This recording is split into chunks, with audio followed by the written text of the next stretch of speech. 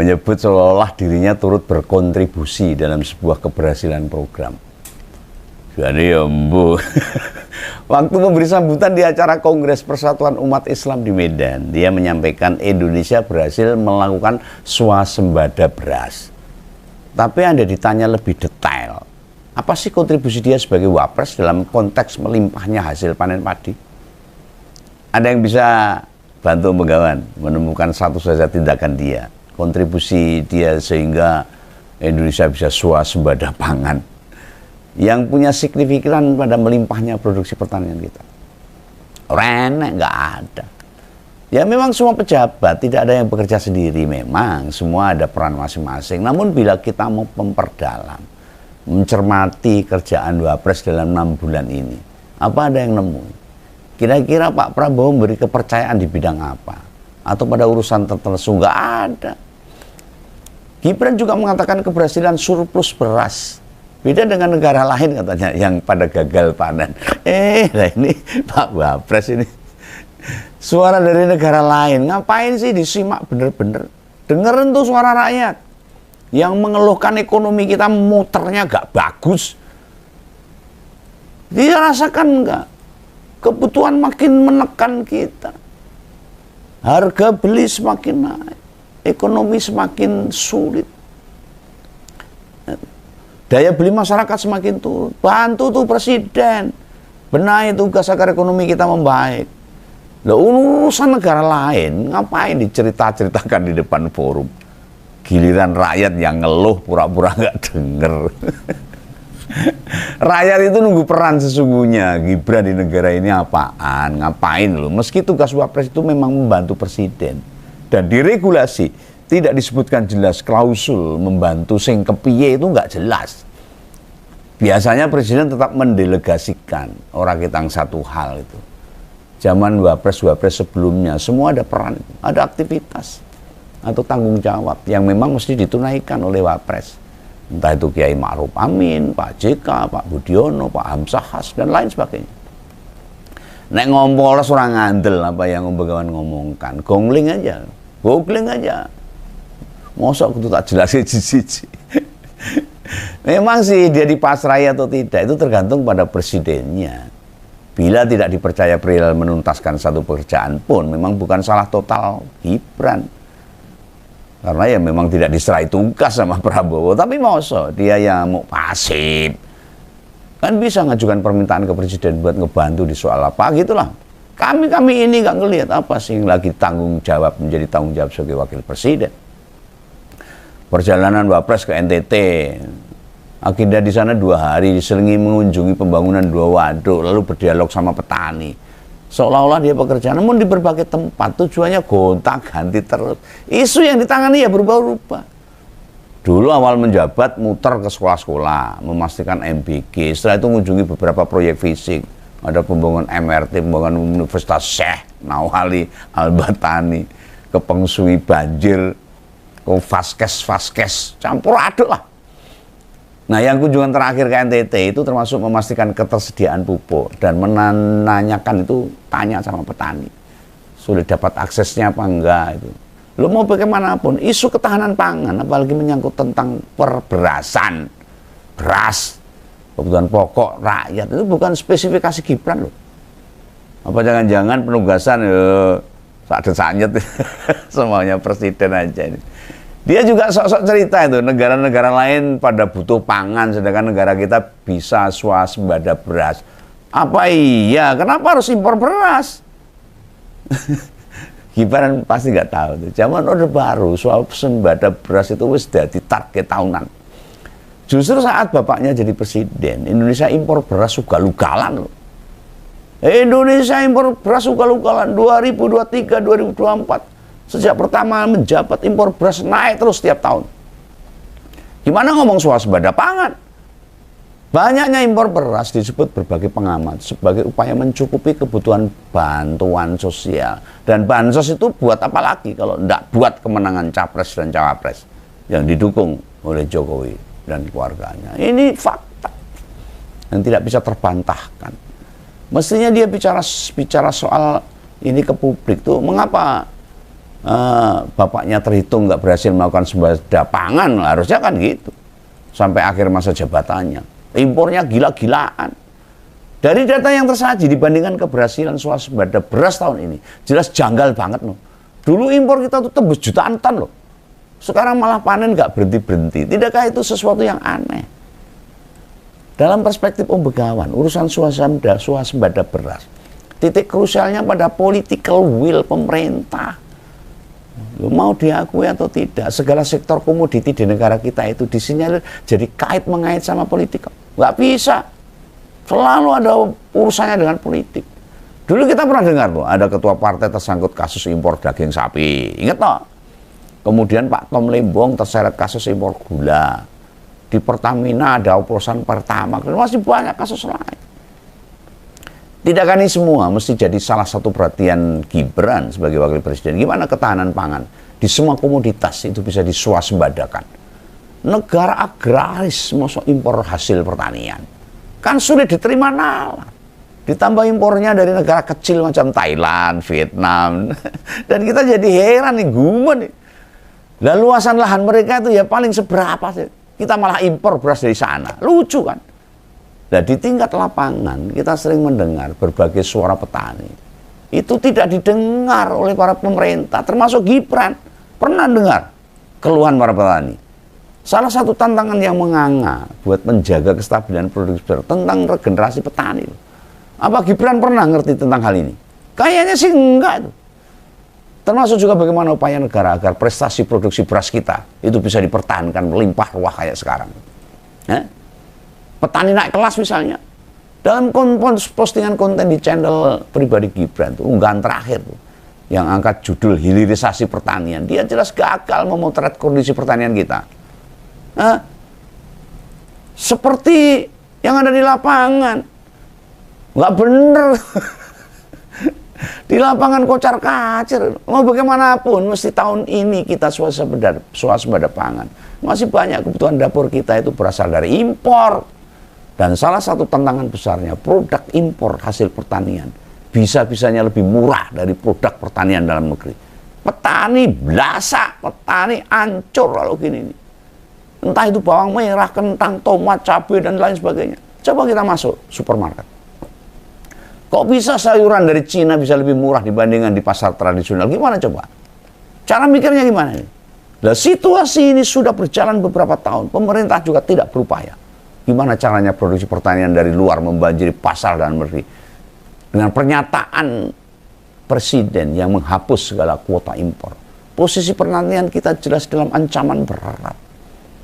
Apa berani Gibran melawan apa yang disampaikan presiden? Para petani mestinya itu menanyakan kebijakan Prabowo ini kau Gibran. Kenapa bisa begitu? Coba kita dengarkan gimana jawabannya. Kalau petani... Ya, halo teman-teman, kembali bersama saya di channel ini. Salam inspirasi, salam NKRI harga mati. Ya, bersama saya di channel Indonesia 2045 yang membahas seputar politik, pendidikan, hingga budaya. Ya, pada video kali ini tentu kita telah mendengar penyampaian dari Om Begawan, ya, menjadi penyampaian yang luar biasa dan menjadi sebuah pemahaman baru bagi kita terkait wapres kita Gibran Raka Buming Raka, yang memang sampai saat ini ya beliau tetap memperoleh cibiran gitu lah ya. Tapi saya nggak tahu, beliau nggak bakal pikirin itu kayaknya. Tetap fokus kerja saja lah gitu ya. Ya meskipun banyak yang nyinyir, banyak yang nggak suka dan seterusnya. Tapi memang ya dari penilaian kita juga, ya ini wapres kok begini banget gitu loh ya. Kok begitu ya, jadi banyak yang nggak suka, sampai-sampai banyak yang menginginkan Gibran itu diturunkan dari posisi dirinya sebagai wakil presiden. Gak heran lagi sih kalau di Indonesia yang seperti itu ya. Ada yang suka, ada yang nggak suka, ada yang pro, ada yang kontra, ya macam-macam. Namanya juga kita banyak ya di Indonesia, berapa ratus juta penduduk dengan pikiran yang beda-beda. Jadi ya kita maklumi lah hati itu ya. Dan lalu kemudian memang apa sih tugas wapres yang kita tahu kan membantu presiden.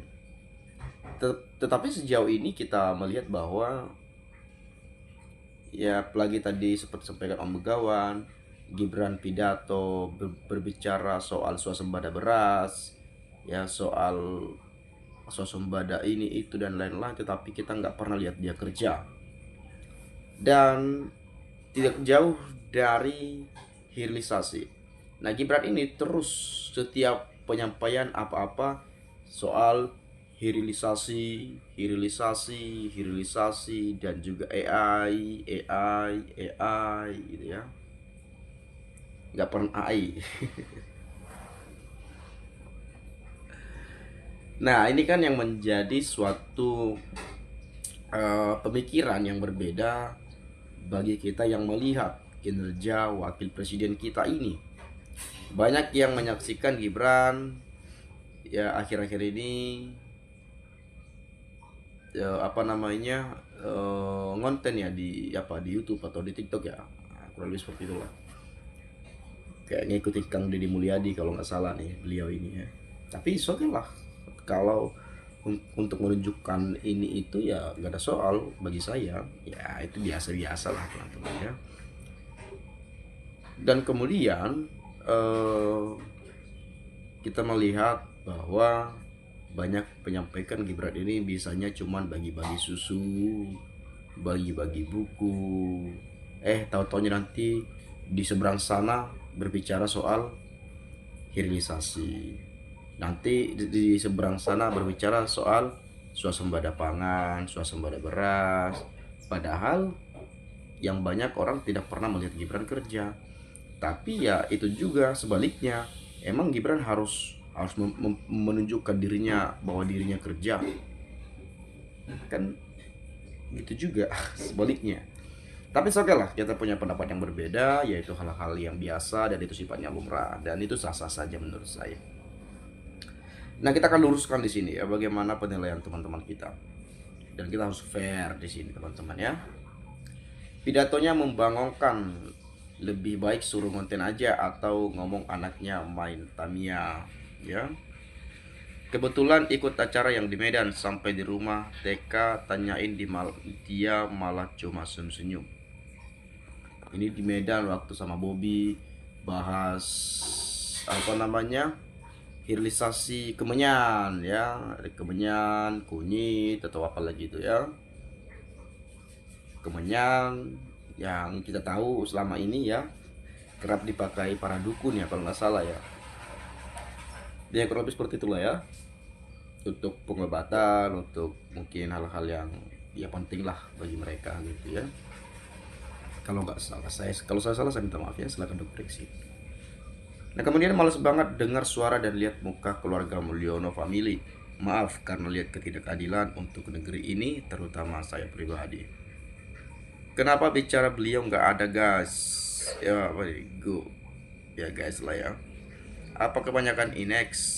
Gesturnya tak meyakinkan. Kita lihat kalau dia bicara gini ya, kayak pidato gitu, kayak gimana gitu ya. Jadi dari itu kita melihat bahwa hanya berbicara seperti itu kayak mikir keras gitu loh. Kayak mungkin semacam berusaha untuk mengingat apa yang ingin disampaikan. Jadi seolah-olah ini kayak dihafal gitu ya. Kalau kita lihat gesturnya, tapi kalau saya salah menilai, ya saya minta maaf. Itu kan kalau kita melihat ya dari gesturnya seperti itu, tapi kita nggak tahu, barangkali kepribadian beliau memang begitu bawaannya. Ya kita nggak tahu juga kan, setiap orang kan beda-beda pembawaan dalam berbicara ya. Ada yang gugup, sebetulnya nggak gugup, ya memang begitu dianya ngomong. Misalnya ada yang matanya kedap-kedip misalnya, sebetulnya bukan karena apa-apa, ya memang begitu dianya, nggak akan seperti itu. Jadi kita juga jangan terlalu mudah untuk mengambil kesimpulan dalam menilai gestur, ucapan, dan yang lainnya ya. Coba kita lihat, Gusti Allah masih memberi rakyat Indonesia rezeki dengan banyaknya turun hujan yang bisa menumbuhkan padi, jagung. tetapi harus bersyukur kehadirat Gusti Allah. Takutnya seperti mimpi Raja Mesir zaman Nabi Yusuf, habis panen besar musim kemarau panjang. Asal omong aja nih Wapres, dia mengatakan bahwa Indonesia mengalami surplus beras, nyatanya harga beras nggak turun, malah harganya malah naik. Nah ini kan sama-sama doang omong-omongnya, omong kosong lah menurut saya. Katanya begini begono, yang real di lapangan berbeda sekali kan. Jadi ya wajar orang menilai seperti itu gitu ya. Jadi jangan merasa dihina, jangan merasa direndahkan, jangan merasa diiniin. Ya karena ya dianya sendiri yang membuat pikiran masyarakat seperti itu. Oke lah, mungkin kita nggak benci Gibran, memang nggak juga ya. Oke lah, kita nggak ada pikiran ini itu dan lain-lain ya, atau mungkin tujuan Gibran nggak ada ya membuat masyarakat begini begono untuk keresahan gitu ya, atau ya yang lainnya. Tetapi cara dia berbicara, cara dia berpidato membuat orang berpikir ya seperti ya ini yang kita pikirkan sekarang. Ya apa sih Wapres begini banget ya kan, jadi gitu bawaannya ya. Jadi untuk menghindari hal itu jangan terlalu banyak omong, perbanyak kerja, bukan berbicara terus. Jadi istilah katanya dalam bahasa dunia politik yang saya lihat, jangan banyak omong-omong lah. Sebetulnya rakyat nggak butuh banyak janji, banyak omong-omong. Yang rakyat butuh diam, nggak banyak ngomong, tiba-tiba lapangan pekerja tercipta. Nggak banyak bacot, tiba-tiba ada lapangan kerja, tiba-tiba ada ini. Kan itu yang kita butuhkan sebetulnya. Mungkin itu sajalah teman-teman ya. Kalau mungkin ada punya pendapat lain, boleh silahkan sampaikan di video ini. Itu saja, sekali lagi salam dan sampai jumpa.